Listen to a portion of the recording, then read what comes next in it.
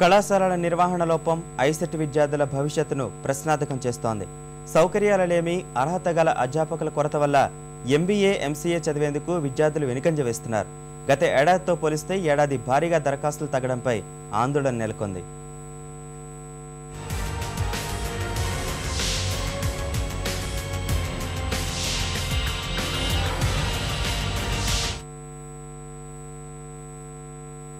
MBA, MCA ప్రవేశాలకు నిర్వహించే ICET 2012 పరీక్ష ఈ నెల 18న జరగనుంది.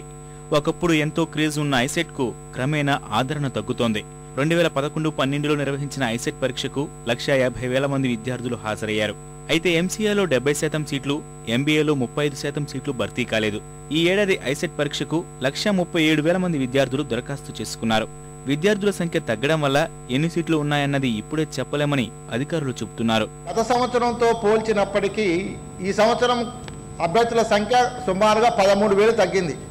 ఈ తగ్గుదల నా అంచనా ప్రకారము ఎంసీఏ కోర్సులలో ప్రవేశాలు తగ్గడం వల్ల కావచ్చు. రాష్ట్రంలో 933 ఎంబీఏ, 650 ఎంసీఏ కళాశాలలు ఉన్నాయి. ఇందులో సగానికి పైగా కళాశాలల్లో మౌలిక వసతులు లేవు.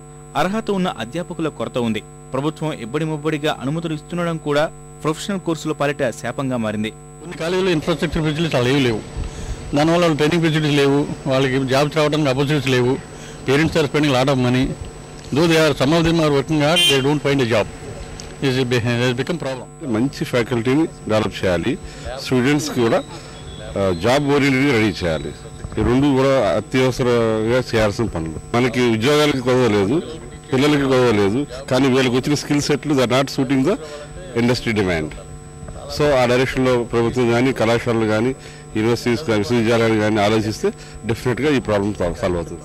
ఐసెట్ పరిస్థితిపై ప్రభుత్వం దృష్టి సారించకపోతే పీజీ కళాశాలల పరిస్థితి దయనీయంగా మారే ప్రమాదం పొంచి ఉంది. కళాశాలల్లో మౌలిక వసతులు, అర్హులైన అధ్యాపకులు ఉండేలా కఠిన నిబంధనలు చేస్తే తప్ప గండం గట్టెక్కడం కష్టమేనని విద్యావేత్తలు అభిప్రాయపడుతున్నారు.